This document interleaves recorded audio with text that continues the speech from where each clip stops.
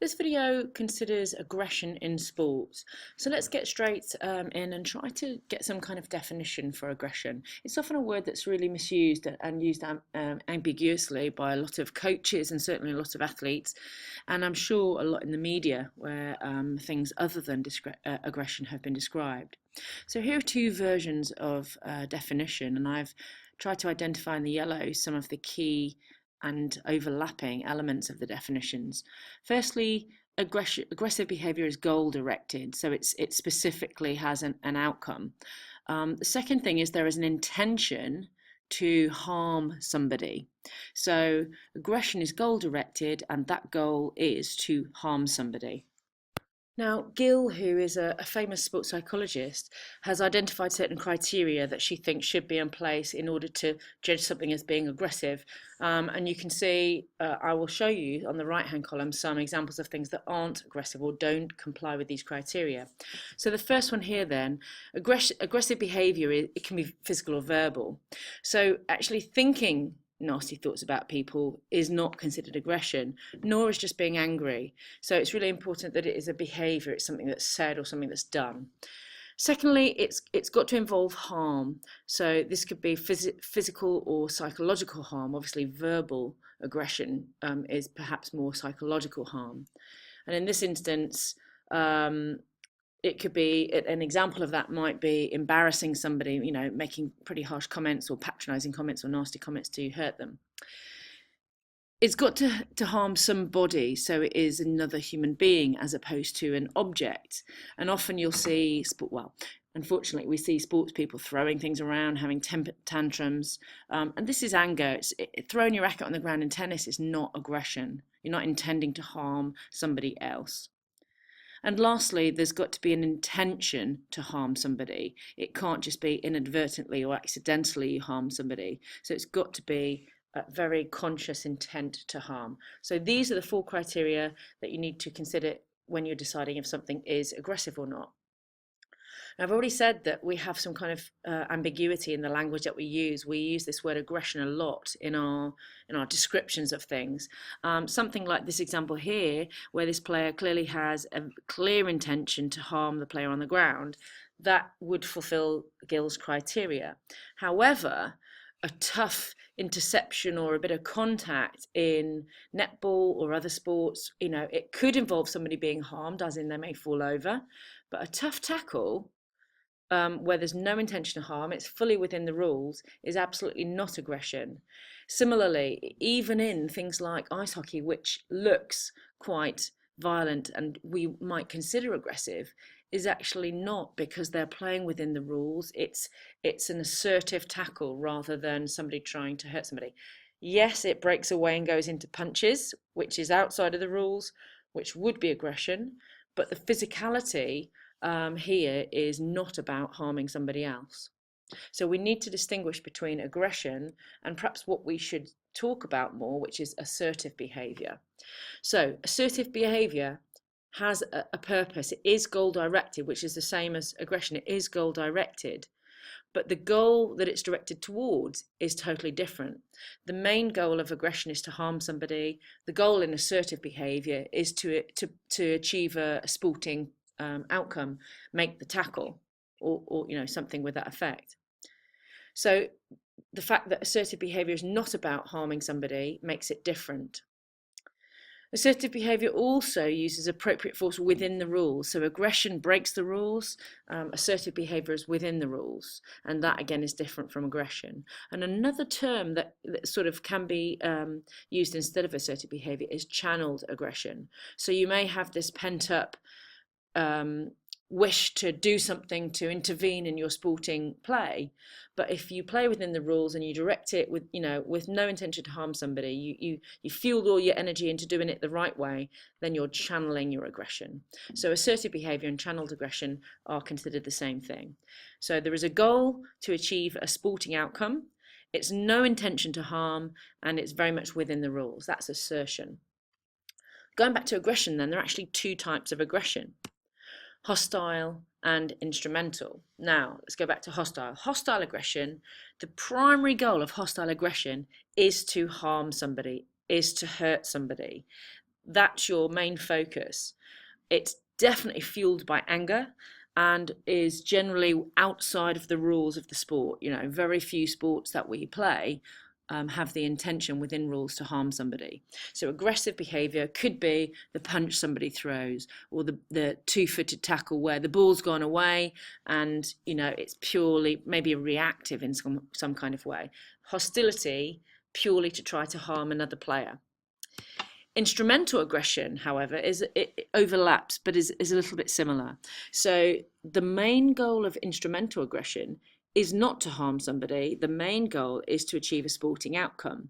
However, you do still hurt somebody. So the intention, it might be to stop a winger running down to the try line and scoring a try. And in order to do that, you do a high tackle which hurts them. Now, the intention was to stop the player, but you are aware that you may well harm them, and you know it's an aggressive act for a non-aggressive goal. So a high tackle is an example of instrumental aggression, something which isn't intended primarily to harm somebody, but probably does, and that's considered instrumental aggression. So it's really important you understand the difference between hostile and instrumental aggression, and the critical bit of that is the primary intention. Hostile is to harm, instrumental is for a sporting outcome, even though you may harm the person in the act. So let's just take a very brief moment to appreciate, you know, aggression and certainly assertive behaviour is very prominent in a lot of the sports that we play. So has it always been part of our sport? And actually, historically, it very much was. The images that you can see here of mob football, which is what association football and ultimately rugby developed from. And at the time, certainly in the 19th century, when this was played, there were very few, if any, rules. And these sporting activities or these festival activities were often very social, involved a lot of drinking, and given that there were no sort of limitations on what behaviours, or there were no skills involved, it was very rough and rugged and essentially quite aggressive and quite violent. So historically there always has been an element of aggression within sport. However, through the 19th century, when rules and sports evolved, that aggression became much more contained and certainly was considered outside of the rules. So let's very briefly look at causes of aggression. Now, I'm sure you have plenty of ideas and examples yourself. I'm going to pick out one or two, and then I suggest you pause the video and look more closely at these. So one that you're probably familiar with, thinking something's unfair, being frustrated with bad behaviour, pressure to win, retaliation to something going on, or reacting to something that's hostile if people around you are behaving badly. All of these things might make you more aggressive. Is it true that males are more aggressive than females? There may be a gender issue. So have a think, see if you can come up with examples of these. Now let's move on to the 4 key theories of aggression, some of which you may recognise, but we'll talk through them quite quickly. Firstly, the sort of trait side or extreme of things. Lorenz 66 was the most recent theorist who talked about instinct theory. And as they suggested that this was a biological drive within you, something that's constant and stable and you're born with, and you've got this drive to be protective, which may involve being aggressive. You know, obviously very much as we've evolved as humans, we've had to fight for territory, we've had to fight to survive, to eat. And they suggest that we have this building up of aggression that we need to sort of let the steam off with. If it can't build up too much, we've got to constantly release this aggressive drive. So anger might well be involved in this type of aggression, or retaliating to certain situations in sport in order to relieve our building up of aggression. Questionably, this doesn't allow for any kind of learning. It's very extreme. And it doesn't suggest that we can manage it because we've just got this genetic, this biological build-up of aggression. Social learning theory, again, you probably recognise. And again, the other extreme is that it's not born. We learn to be aggressive. We may watch role models on TV who are rich and wealthy and famous, who play for top teams and behave badly. And impressionable young people may well copy that, model that. They may see the reinforcement, may get reinforcement from coaches or their peers for behaving like this.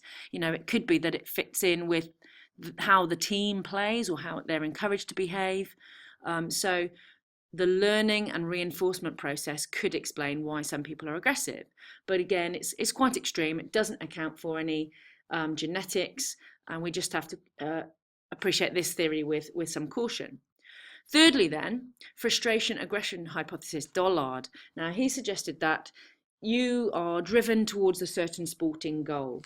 If you face an obstacle, so something's stopping you or limiting you achieving that goal, you're going to be frustrated. And you've got this build-up of frustration, which will lead to aggression.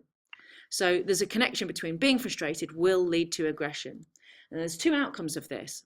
If you get away with that aggression, then it will be considered successful for you and will have this cathartic release. You'll feel better for that release. However, if you don't get away with that aggression and there's some kind of punishment, what's it going to do? It's going to make you feel even more frustrated, which could lead you to being more aggressive. Now, this assumes that releasing the aggression, and even if you're successful getting away with it, you're going to feel better. It suggests you don't feel remorse or don't know it's wrong or don't feel bad.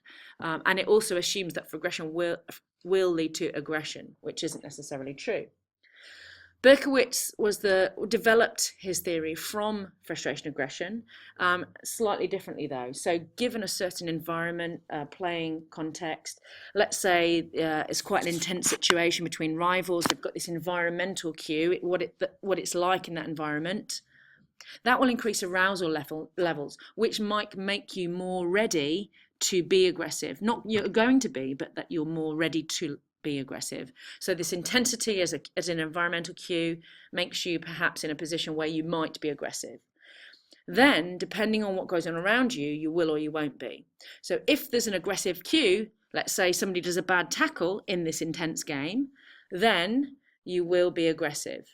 And that's obviously the route that you're going to take. However, if there are no aggressive cues, let's say the game is just intense, nobody is untoward, then you won't necessarily be aggressive.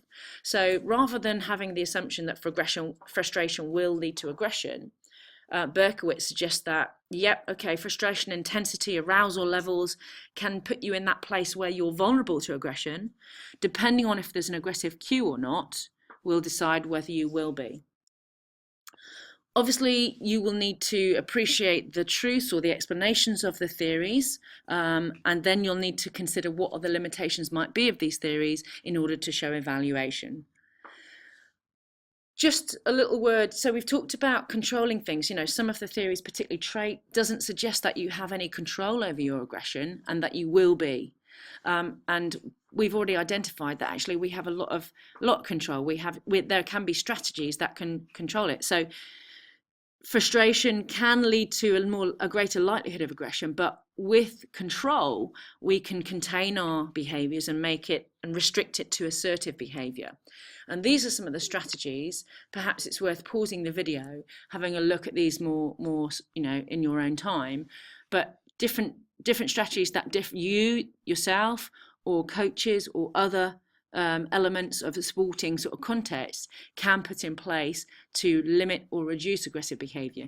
If it's penalised so dramatically that a player will weigh up whether it's not worth being aggressive, then that could be really powerful. If they just get a sort of slap on the wrist or a stern look, that's not going to have an impact. If players get banned for being aggressive, they're not going to do it again. It matters too much to them to be a player. On a lower level, self-management, being able to take yourself out of play, put yourself, or maybe even the coach making you mark a different player, removing yourself, or controlling yourself, it's another strategy. Avoid those situations in the first place. Know yourself, control your arousal levels. And actually the next slide gives you some strategies in which to try to control your head and your physiology in terms of arousal, which will then ultimately reduce you perhaps being aggressive. Mentally rehearsing positive, calm behavior, positive self-talk, talking to yourself in a way, which helps you control yourself. Just maybe it's saying it's not worth it, it's not worth it, it's not worth it. Counting to 10, distancing yourselves. All logical reasons that perhaps we need to do a little bit more research in order to understand.